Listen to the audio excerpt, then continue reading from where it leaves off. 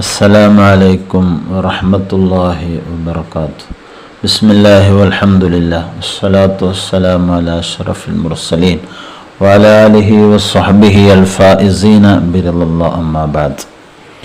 പ്രിയമുള്ളവരെ, മഹാനായ ഖുതുബുൽ ആലം അഷ്ശൈഖ് മടവൂർ ഖദ്ദസല്ലാഹു സിറഹുൽ അസീസ് മഹാനുഭാവൻ ഒരുപാട് മഹത്വങ്ങൾ കരസ്ഥമാക്കിയ ഔലിയാക്കളിൽ ഉന്നതരായ വ്യക്തിത്വമാണ്.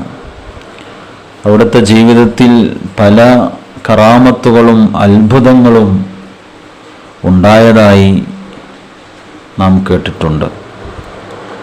പലരും പല കറാമത്തുകളും പറയുമ്പോൾ ചില ബിദ്അത്തിന്റെ കക്ഷികൾ അതിനെ പരിഹസിക്കുകയും ട്രോളുകയും ചെയ്യുന്നത് സോഷ്യൽ മീഡിയയിലൂടെ നാം കണ്ടിട്ടുണ്ട്. എന്നാൽ മഹാനുഭാവനെ നേരിട്ട് അനുഭവിച്ച അനുഭവസ്ഥർ, മഹാനവറുകൾക്ക് വർഷങ്ങളോളം ഖിദ്മത്ത് ചെയ്ത മഹൽ വ്യക്തിത്വമാണ് ബഹുമാനപ്പെട്ട യൂസുഫുൽ ജീലാനി ഖദ്ദസല്ലാഹു സിറഹുൽ അസീസ്. നീണ്ട വർഷം മഹാനവറുകൾ ഷെയ്ഖുന മടവൂർ ഖദ്ദസല്ലാഹു സിറഹുൽ അസീസ് മഹാനുഭാവന് വേണ്ടി ഖിദ്മ ചെയ്തിട്ടുണ്ട്. മഹാനവറുകളെ അടുത്ത് മനസ്സിലാക്കിയിട്ടുണ്ട്. എല്ലാ അത്ഭുത സംഭവങ്ങൾക്കും സാക്ഷിയായിട്ടുണ്ട്.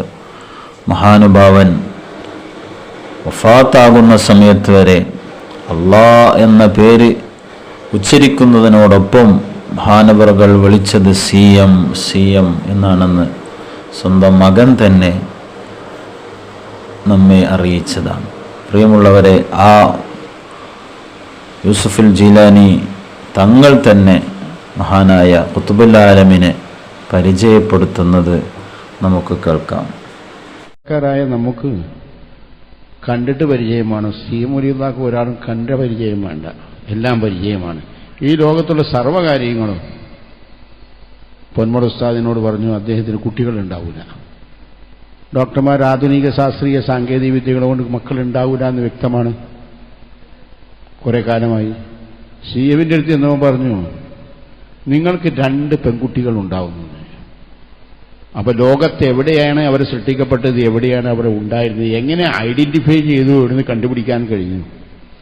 അതിൽ 2ാമത്തെ മകളാണ് ഉസ്താദിന്റെ റഈസുൽ ഉലമ സുലൈമാൻ ഉസ്താദിന്റെ മോൻ വഫാത്തായ അബ്ദുറഹ്മാൻ കല്യാണം കഴിച്ചത്.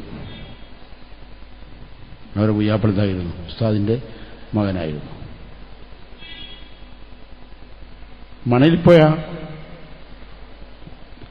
അലി മുസ്ലിയാർ സിഎം അലിയുടെ അടുത്ത് ആൺകുട്ടികളില്ലായിട്ട് പോയി. 5 പെൺകുട്ടികളാണ്. അവരെ കണ്ടപാട് പറഞ്ഞു നിങ്ങളുടെ ഭാര്യ ഗർഭിണിയാണ്, ആണാണ്, മുഹമ്മദ് യാസീൻ എന്ന് പേര് വെച്ചോളൂ. 13ാമത്തെ വയസ്സിൽ നിങ്ങളെ കൂടെ അവൻ വന്ന് ഹജ്ജ് ചെയ്യുകയും ചെയ്യുന്നു. 13 വയസ്സിൽ ഞാൻ എൻ്റെ അപ്പുറത്തുള്ള വയസ്സ് അറിയായിട്ടല്ല.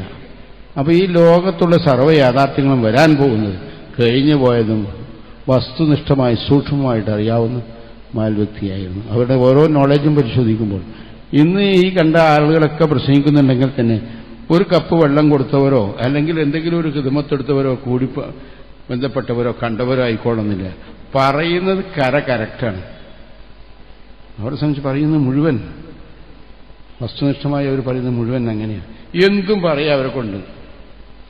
ഇന്നും അവർ അഭൗതിക ലോകത്തിരുന്നു കൊണ്ട് ഈ കഴിഞ്ഞ കാലം ഭൗതിക ജീവിതത്തിലുള്ളതുപോലെ തന്നെ ജനങ്ങളുമായി ഇടപഴകുകയും ബന്ധപ്പെടുകയും ചെയ്യുന്നു. ഒരു പ്രശ്നവുമില്ല. എ.പി. ഉസ്താദിനെ ഒരു 13 മൈലിൽ വെച്ചിട്ട് പതിമംഗലത്ത് വെച്ചിട്ട് കല്ലെറിഞ്ഞു, നെഞ്ഞിന് കൊണ്ട് കല്ല് താഴെ വീണു. 23ാമത്തെ ആണ്ടിന് പങ്കെടുക്കാൻ വന്ന ആ 30 അവരെ കുടുംബത്തിൽ വന്ന് ചോറൊക്കെ തിന്നു പോയി കിടക്കുന്ന സമയത്ത് സിഎം അവരുടെ ചെന്നു, നിങ്ങളൊരു പണ്ഡിതനെ വേദനയാക്കിയിട്ട് പോയി പൊറ്റപ്പടിപ്പിച്ചാൽ പേടിക്കണ്ട, ആ നിങ്ങൾ പോയ പരിയുദ്ധ ചെറുപ്പക്കാരനുണ്ടല്ലോ ആ കുട്ടീനെ കുട്ടിക്കോളി, എബിനോട് ചെന്ന് പറഞ്ഞോളി പൊറ്റപ്പെട്ട് വരുന്നു. അപ്പോൾ സിഐഡി ഏറ്റവും നല്ല ഏത് കുറ്റങ്ങൾ എന്ത് ചെയ്യുന്നുണ്ടോ അതൊക്കെ മുഴുവൻ വ്യക്തമായിട്ട് വരാൻ പോകുന്ന കാലത്തുള്ളത് അപ്പോൾ ആരും കാണണ്ട, കണ്ടതുപോലെ അതിനേക്കായി മീതിയാണ് ജനങ്ങളുടെ നോളജ് അവരെ സംബന്ധിച്ചിട്ട്. അതിനെ ഏറ്റവും വലിയ മഹത്വം. ഞാൻ പറയട്ടെ, ചോദിക്കട്ടെ, മൂപ്പര ചരിത്രം കിടക്കലാണല്ലോ. എത്ര കൊല്ലം കിടന്നു, എത്ര തലയാണി വെച്ച് കിടന്നു. ആർക്കാ കഴിയും അങ്ങനെ കിടക്കാൻ?